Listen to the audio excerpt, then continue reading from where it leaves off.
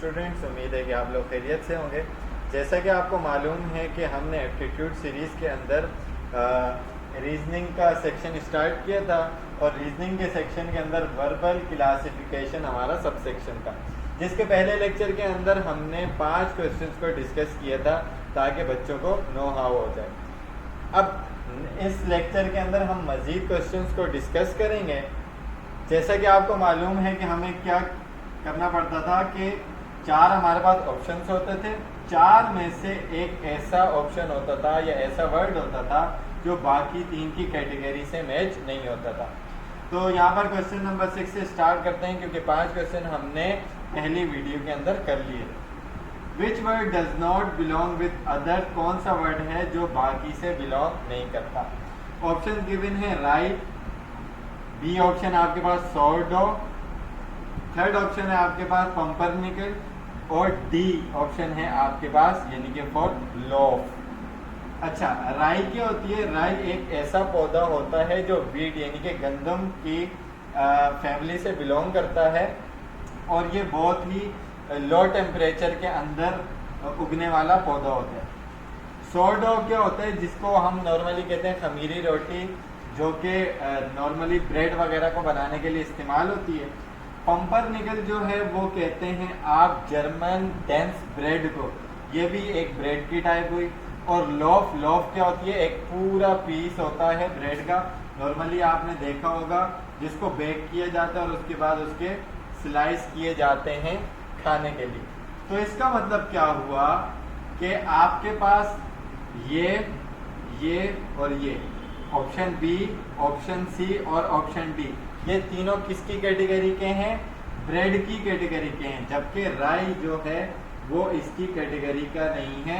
तो आपका कौन सा ऑप्शन है जो कि बाकी 3 से बिलोंग नहीं करता? वो क्या है?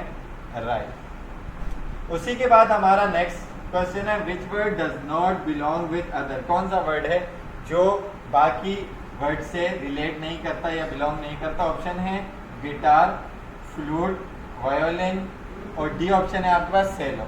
जैसा कि आपको मालूम होगा कि गिटार, वायोलिन और सेलो ये तीनों स्ट्रिंग इंस्ट्रूमेंट है, स्ट्रिंग इंस्ट्रूमेंट्स हैं, यानी कि इनको बजाया जाता है तार के जरिए से, ठीक है ना। तो जबकि फ्लूट जो है वो स्ट्रिंग इंस्ट्रूमेंट नहीं है, बल्कि बांसुरी यानी कि मुंह से बजाई जाती है, एयर इंस्ट्रूमेंट कह लें आप इसको। तो इसका मतलब क्या है कि ये तीनों क्या हुए? स्ट्रिंग इंस्ट्रूमेंट, जो कि एक ही कैटेगरी से बिलोंग करते हैं, और फ्लूट स्ट्रिंग इंस्ट्रूमेंट नहीं है, तो ये इनकी कैटेगरी से बिलोंग नहीं करता, तो ये इन तीनों से अलग है। तो हमारा ऑप्शन क्या होगा? फ्लूट। इसी तरीके से क्वेश्चन नंबर 3 की तरफ चलें तो which word does not belong with other, कौन सा वर्ड है जो बाकी से बिलोंग नहीं करता है। हमारे पास ऑप्शन है ट्रायंगल, सर्किल, ओवल और स्फीयर। अब देखा जाए तो सर्किल ये भी गोल शेप का होता है, ओवल ये भी तकरीबन गोल शेप का होता है, स्फीयर भी तकरीबन गोल शेप का होता है, जबकि ट्रायंगल गोल शेप का नहीं होता। ट्राई का मतलब होता है 3, ये इस शेप का होता है। तो इसका मतलब कि ये इन तीनों की कैटेगरी से मैच नहीं करता है, तो ये ऑप्शन आपका क्या होगा? राइट ऑप्शन होगा इस क्वेश्चन के अंदर। उसके बाद 4th क्वेश्चन की तरफ चलें, क्वेश्चन नंबर 9 आपकी सीरीज का। Which word does not belong with other, कौन सा वर्ड है जो बाकी से बिलोंग नहीं करता है? एक्यूट, राइट, ऑब्ट्यूज और पैरेलल।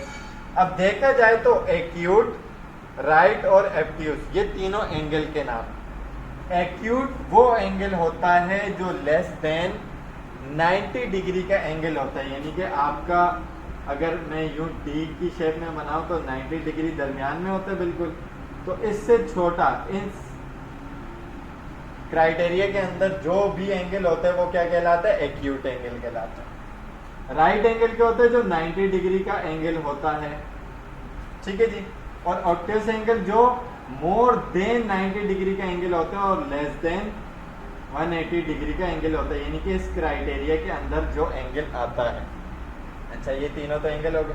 बाकी पैरेलल के, पैरेलल तो दो एक साथ जाने वाली लाइंस को कहते हैं। तो इसका मतलब क्या हुआ कि ये तीनों अलग चीजें हैं, एक्यूट, राइट और ऑब्ट्यूज, जबकि पैरेलल इन तीनों से अलग है। तो हमारा इस क्वेश्चन का ऑप्शन जो राइट आंसर है वो क्या है, parallel lines. Question number 10, which word does not belong with other, कौन सा वर्ड है जो बाकी से बिलोंग नहीं करता है? बायोलॉजी, केमिस्ट्री, थियोलॉजी और जूलॉजी।